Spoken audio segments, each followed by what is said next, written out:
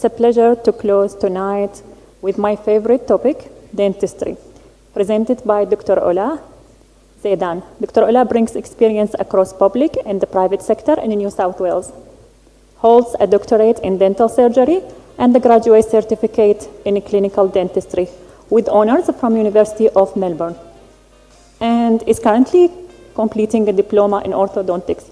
Welcome, Dr. Ola. Thank you, everyone. Last but not least, it's our final lecture for today. So today I'll speak about psychological screening in cosmetic dentistry. So it's a new guidelines from AHPRA from last year, September. AHPRA now has guidelines about all dentists who are practicing, who are solely working with patients who are seeking cosmetic dentistry. So this applies only for cosmetic works. It's not applying for dentists who are restoring function. The presentation outlines, we'll talk about some introduction, AHPRA guidelines briefly, ideal cosmetic patients, treatment expectations, and we're going to talk briefly about body dysmorphic disorder, risks of treating patients with poor mental health, warning signs, assessing patient suitability, screening questionnaires, how to refer, how to approach the patients, and preparing patients for satisfaction. Many cosmetic complaints and negligence claims are not related to technical errors, but poor patient selections. So most of the time, dentists actually achieve very good results. Patients usually are happy initially, but then they lodge a complaint, and it's not about the outcome, it's more about the poor patient selection. How do you currently assess patient suitability? So how do we know which patients to treat and which we don't? So this is the new AHPRA guidelines. This is not only about dentistry, it's also about other health practitioners who are going to do any aesthetic treatments that are not surgical. We have to go through the screening. I advise everyone go to AHPRA's website and go through the pages and read it, because there's a lot there to talk about. AHPRA guidelines. So these guidelines now apply to all health practitioners performing non-surgical cosmetic procedures. They apply to treatments where the dominant purpose for the patient is to achieve a more desirable appearance. Now, we can say the treatment was mainly for function, but if the patient actually requested the treatment to be mainly cosmetics, then we can't argue that's functional, because that's the main purpose for the treatments. So it's for the procedures which changes the appearance, color, texture, or position. And the dominant purpose of the treatment is what the person perceives as a more desirable appearance. As an example, veneers, even teeth whitening because we are changing color, any cosmetic injectables if dentists doing that. Also probably braces if we are doing minor adjustments, mainly for cosmetic work, then that can be also included. If the primary purpose of the treatment is functional, BDD or body dysmorphic disorder evaluation is not required. But if the main purpose is aesthetic, then we have to do the evaluation. Motivation, so we need to ask about motivation, the patient's, whether this is intrinsic or extrinsic. If the patient has been pressured by a friend or pressured by an AI image of himself that he has created, or an influencer online, then we have to consider that that's an extrinsic motivation. We need to understand about risk factors.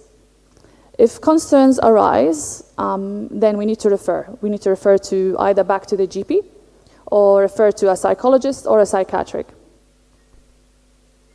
So the ideal cosmetic patients, we have to look for appropriate motivations, stable mental health, realistic expectations. So we need to listen to the patients talking about what's the expectations, can understand the risks, and if risks happen, patients can tolerate it. Balanced self-perception, able to afford the procedure, and if concerns arise, again, we need to refer. We'll talk about treatment expectations. So 2 ways to be happy, we always have to know that we either improve the reality or reduce the expectations. So if if patients' expectations is high, we need to bring the expectations down a little bit and make it more realistic. Body dysmorphic disorder. So AHPRA strictly talked a lot about body dysmorphic disorder because this is the most common type of mental health problems that we get into the medical or dental departments. There's a lot of other mental health conditions we're going to briefly talk about, but we're going to focus more about BDD. So AHPRA stressed specifically on BDD because it's the most consistently documented risk factor for poor cosmetic treatment outcomes. BDD involves fixation on one or more body parts and a distorted perception of appearance. So you'll often find patients come in the clinic and talk about their appearance with a lot of exaggeration. For example, they avoid looking on mirrors, or they say, oh, I've got disgusting teeth. You show them x-rays or pictures, and they completely push away and don't want to look at it. And they talk too much about their appearance. And when you look at them, you don't see that. You see them like normal people, but they just exaggerate a response. Many of BDD patients will not be satisfied with the cosmetic treatment outcome, regardless how good the treatment is.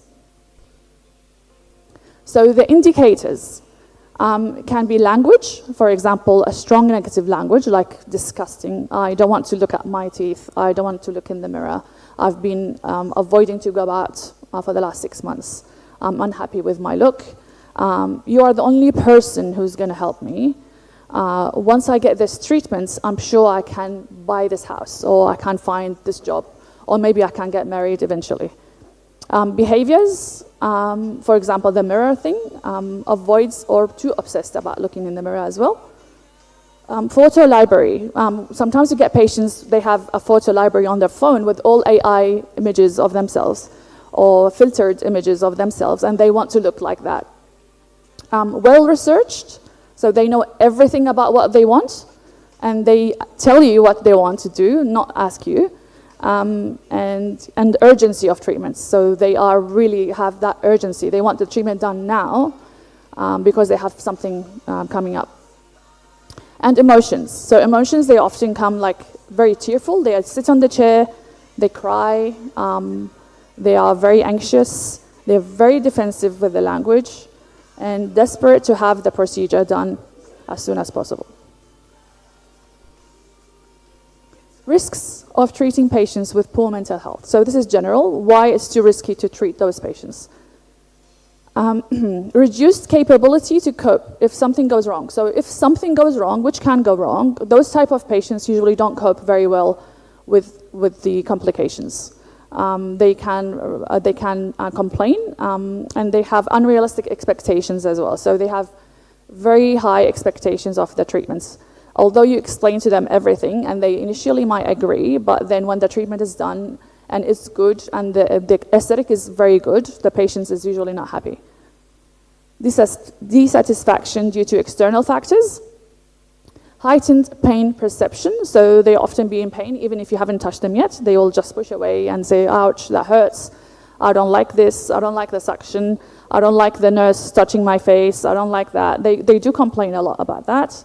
And increased likelihood of complaints or conflict. Signs to look out for, or red flags. So flat or anxious patients, or anxious mood. Repetitive questioning, so a patient asks the same question in a different way all the time because they are seeking guarantees and reassurance. Long lists of concerns, and physical signs, so self-harm scars, teeth erosion from eating disorders, that can be also a sign. Assessing patient suitability. So we ask about history, for example, previous cosmetic treatments, dissatisfaction in the past with the procedures, repetitive cosmetic procedures on the same issue. And they often say, oh, I've seen that dentist, I'm not happy with that dentist. And then when you ask more, I'm not happy because I didn't get this and this and this and this, and you think it's a bit unrealistic, that can be also a red flag. Psychological, so it can be motivations, expectations, or even recent stresses. A recent divorce, Someone came in, I want Hollywood smile because I just got divorced and I want to take revenge. Social, for example, teasing, bullying, abuse, or social media. I've got nice questionnaires from a clinical psychologist. I thank her so much. Her name is Dr. Tony. She's happy for me to pass on the questionnaires. So she made a brief BDD questionnaires, and there is more like a link we can get on an iPad and then send it to the patient with more detailed questionnaires. So this one covers mainly BDD, but I have one for like generic other psychological or mental health issues. The other one can generate an automatic report, and then we can use that as well. So I'm happy to share it with everyone because I took her permission and she said pass it on to everyone. And it's not only for dentists, so even doctors who perform aesthetic or cosmetic procedures can actually use that.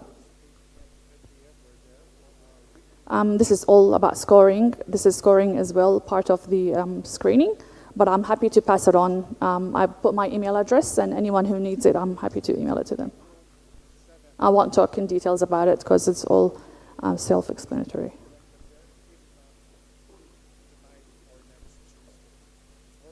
Screening questionnaires and why we use the screening questionnaires.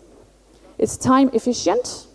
It only takes a few minutes. We can give it to the patient when we give medical history to fill up in the reception. They can fill that as well. It takes only 1 or 2 minutes extra. It requires less expertise than clinical interviews. It's standardized and provide documentation, support clinical decision making, offer a framework for discussing referrals. So we can use it as an excuse for not treating patients. We can tell them, look, you've scored this and this and this. This is why we're not doing the treatment today. It's useful when patient is unaware of their diagnosis as well. So how to refer? We have to use the 4 R's.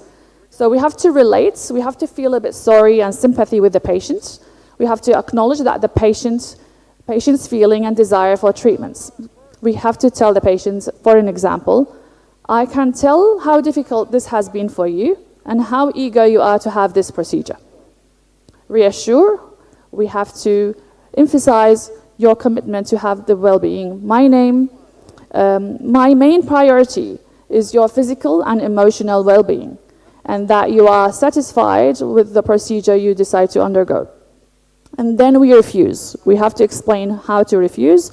We will say, based on the results of our screening and my professional obligations, I'd like to arrange further assessment before we go ahead. And then we refer. So we normalize the referral and direct them to the appropriate professionals. I would like you to have a chat with your GP or psychologist to further explore your motivations and expectations and discuss any additional support that might be helpful to get the results you are looking for. How to increase the chances of patient satisfactions. So before treatments, we have to make sure they are in the right mindset. They are properly informed patients about their emotions, physical and satisfaction. And we have to bring down the expectations and post-operative support. So we need to check on the patients after the procedure. We either do text messages, phone calls, or even a review appointment.